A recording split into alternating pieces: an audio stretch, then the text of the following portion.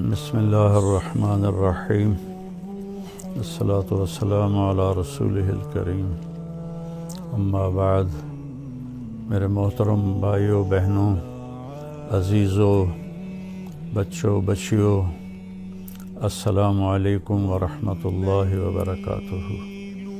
رمضان روزہ بہت بڑا عمل ہے۔ اللہ تعالیٰ نے فرمایا کہ روزے کا بدلہ میں خود ہوں، اور ایک جگہ فرمایا کہ میرے نبی نے کہ کوئی جانتا ہی نہیں ہے کہ روزے کا ثواب اللہ نے کیا رکھا ہے۔ تو اللہ ہمیں توفیق دے روزے رکھنے کی۔ تو اس سے پہلے ہم اپنے دلوں کو صاف کر لیں۔ کسی کی نفرت ہے اس کو صاف کر دیں، بغض ہے، حسد ہے، کینہ ہے۔ کینہ ہوتا ہے کسی کو نقصان پہنچانے کی نیت، یہ بغض سے زیادہ بڑی چیز ہے۔ تو اس قسم کی جتنے بھی ہمارے دل میں منفی چیزیں ہیں، یہ ہم اللہ سے مانگ کے اپنے دل کو صاف کر دیں تاکہ ہمارے روزے قبول ہوں۔ اور خاص طور پر اگر ماں باپ کی نافرمانی ہے تو رمضان میں اس کی بخشش نہیں ہوتی۔ ماں باپ کے پاؤں پکڑ کے معافی مانگ لیں۔ اگر شراب کی عادت ہے تو شرابی کی بھی بخشش نہیں ہوتی، توبہ کر لے تو سب معاف ہے۔ تو اس سے بھی ہم توبہ کریں۔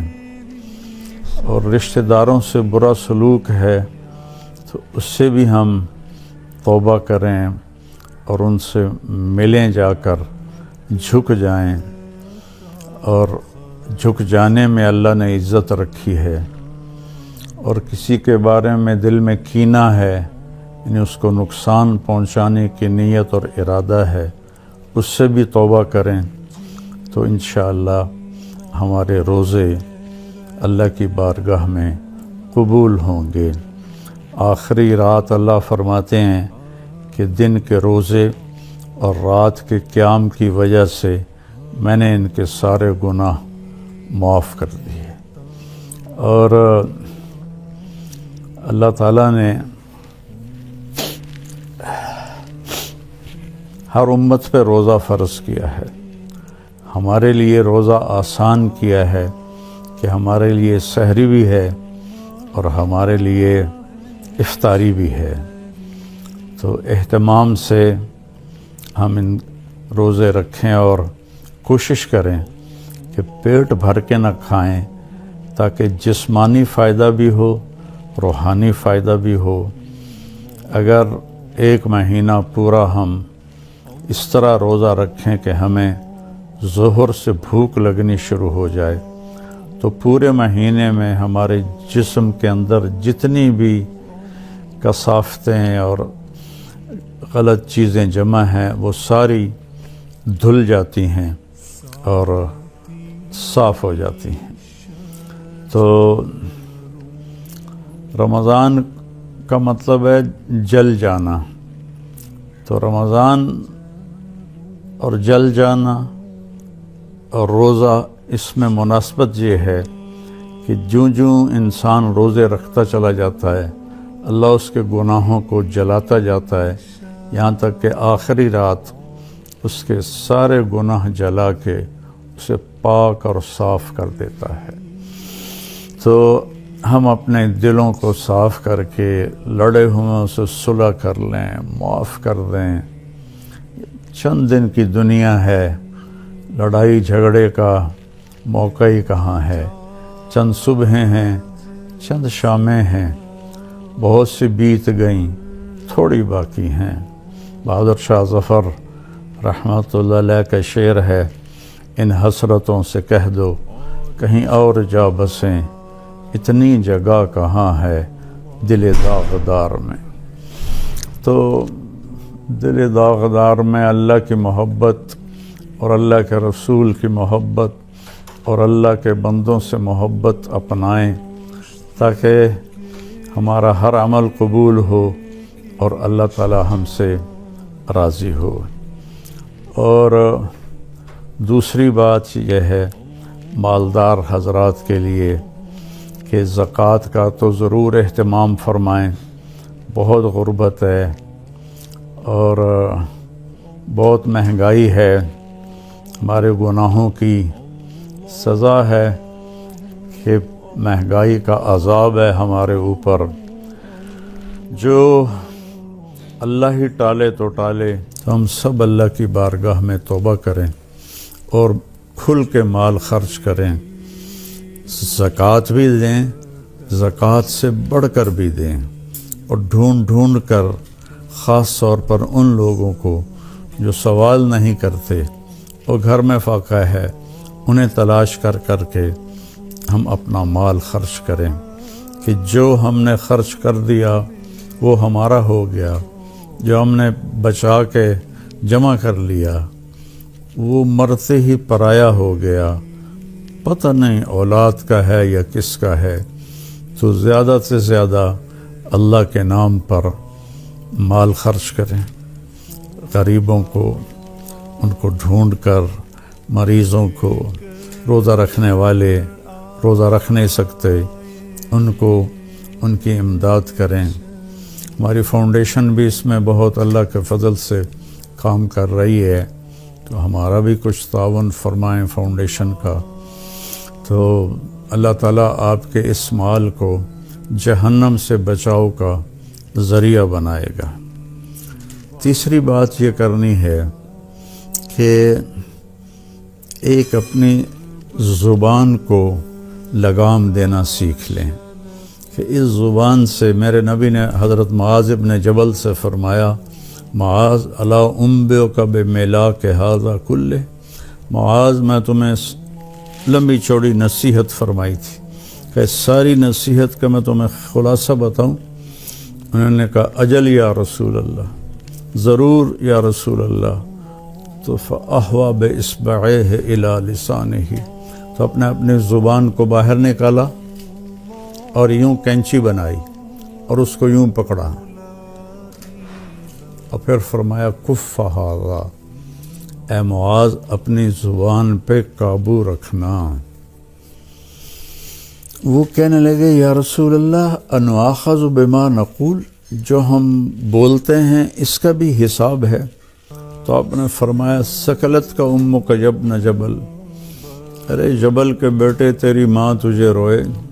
وَهَلْ يَكُبُّ النَّاسَ فِي نَارِ جَهَنَّمَ إِلَّا حَصَائِدُ أَلْسِنَتِهِمْ، تمہیں پتہ ہے سب سے زیادہ جہنم میں دھکا دینے والی یہ زبان ہوگی، اس کا گندا بول، گالی گلوچ، غیبت، جھوٹ، بہتان، نفرت کے انداز میں بولنا، حقارت کے انداز میں بولنا، ملازموں کے ساتھ گالی گلوچ کرنا، آپس میں گالی گلوچ کرنا۔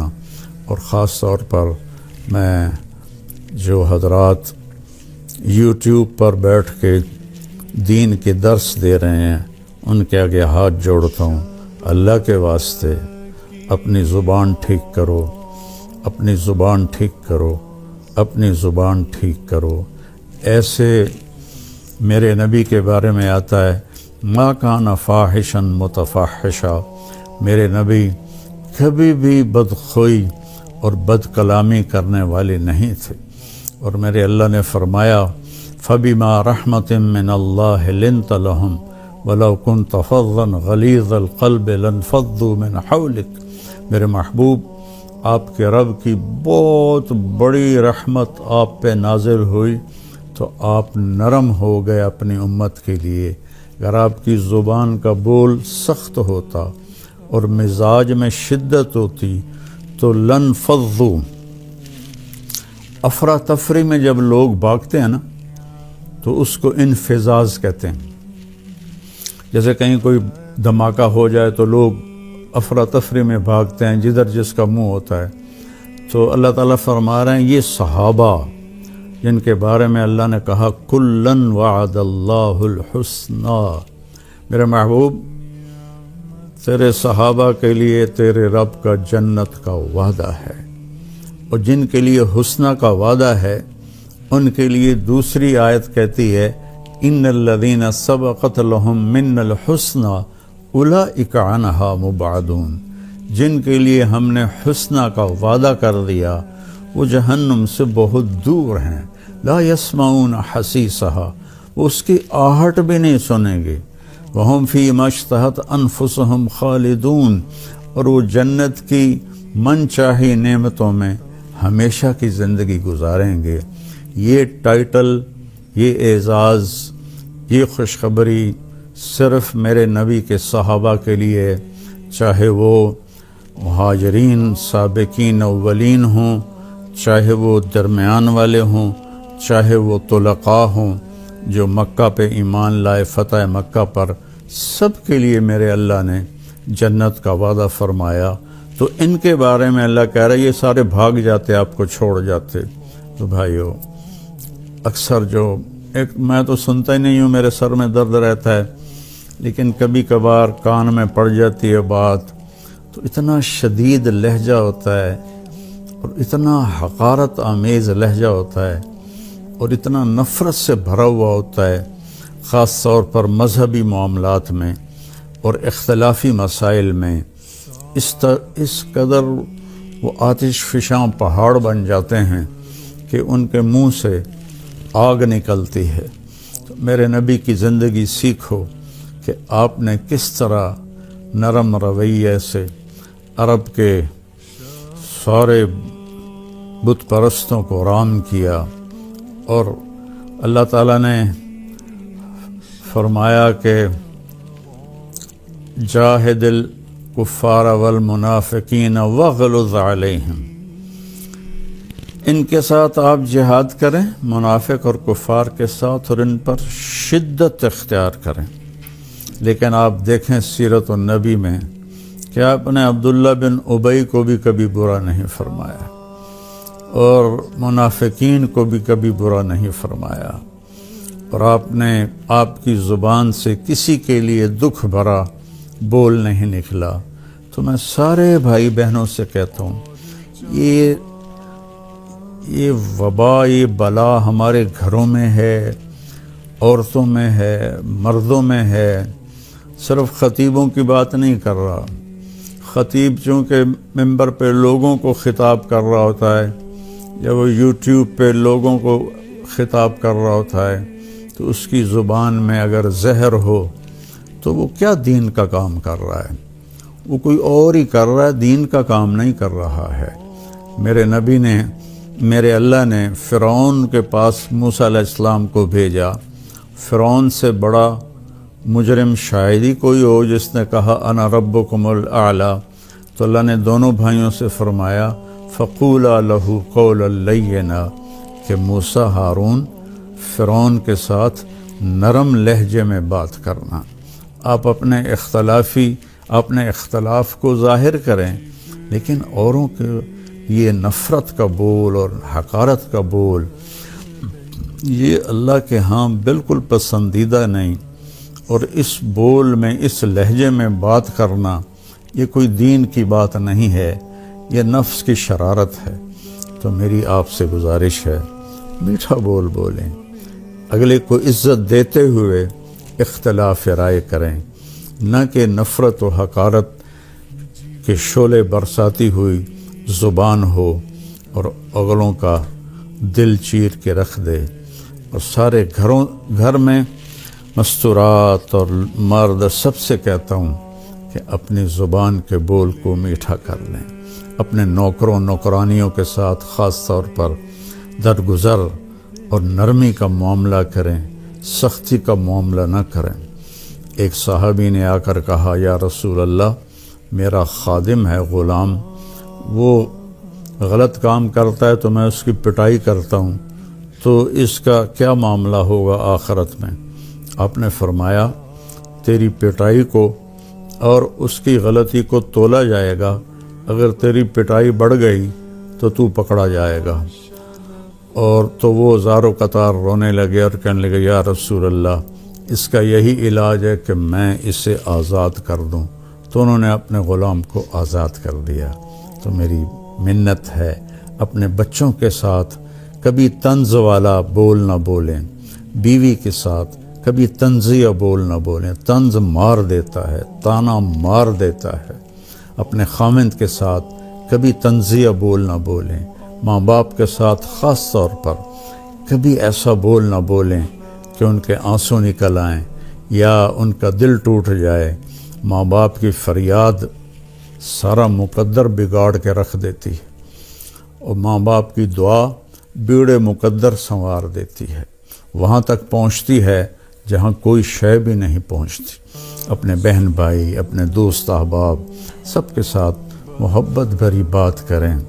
کبھی کوئی ہو جائے بول ایسا انسان ہے تو پھر فوراً معافی مانگ لیں، اس سے معافی مانگ لیں۔ میں قربان جاؤں، جنگ خندق میں جب شکست ہوئی پہلے تو صحابہ بھاگے، تو ایک صحابی کا پاؤں میرے نبی کے پاؤں پر آ گیا، تو وہ جوتا جنگ والا تھا، سخت، تاکہ تلوار اثر نہ کرے، تو آپ کے پاؤں پہ وہ اس کا پاؤں آیا تو آپ کو درد ہوا، تو آپ کے ہاتھ میں چھوٹی سی چھڑی تھی، آپ نے اس کو ایسے ماری اور کہا اوجعتنی، تو انہیں مجھے تکلیف پہنچائی۔ چھوٹی سی چھڑی، انہوں نے زرہ پہنی ہوئی ہے، زرہ پر تو تلوار اثر نہیں کرتی، اس چھڑی نے کیا اثر کرنا تھا۔ تو اس صحابی نے وہ سن لیا کہ میرے نبی فرما رہے ہیں اوجعتنی، تو کہنے لگے سارا دن ساری رات میں ڈرتا رہا کہ اب جبریل آئیں گے میری ہلاکت کا پیغام لے کر، اب جبریل آئیں گے میری سزا کا پیغام لے کر، تو ساری رات سوئے نہیں۔ فجر کے بعد اعلان ہوا جس شخص کا پاؤں میرے نبی کے اس شخص کا پاؤں نبی کے پاؤں پر آیا تھا، وہ آ کے اللہ کے نبی سے ملاقات کر لے۔ تو وہ کہنے لگے بس ہو گئی نا وہی بات جس کا مجھے ڈر تھا، اب دیکھو پتہ نہیں کیا عذاب کا فیصلہ ہوتا ہے۔ وہ کانپتے ہوئے ڈرتے ہوئے تشریف لائے، تو آپ اسے دیکھ کر مسکرائے اور فرمایا میرے پیارے، کل میں نے تمہیں چھڑی مار دی تھی، میں اس کی آپ سے معافی مانگتا ہوں، اور یہ 100 اونٹ آپ کو اس کے بدلے میں ہدیہ کرتا ہوں۔ یہ میرے نبی کا معاملہ تھا۔ ہم لوگوں کے دل توڑ کر، کفر کے فتوے لگا کر، ایک دوسرے کو کافر کہہ کر، ہم ایسے اپنے غصے کی آگ میں جل بھن رہے ہوتے ہیں، تو ہماری بات کہاں اللہ کی بارگاہ میں قبول ہوگی۔ تو بھائیو، اختلاف کے بھی آداب سیکھو، اختلاف رائے کے بھی آداب سیکھو، اور بولنے کے بھی آداب سیکھو کہ ماں باپ سے کیسے بولنا ہے، بیوی سے، بچوں سے، خامند سے، بہن بھائیوں سے، اپنوں سے، غیروں سے کوئی ایسا بول نہ نکلے۔ ابو دجانہ رضی اللہ تعالیٰ عنہ بہت بڑے صحابی ہیں، تو وہ فرمانے لگے ایک دن کہ میں تمہیں بتاؤں، میری بخشش کا سب سے بڑا عمل یہ ہے کہ میری زبان سے کسی کو دکھ نہیں پہنچا اور میرے دل میں کسی کے لیے نفرت نہیں ہے۔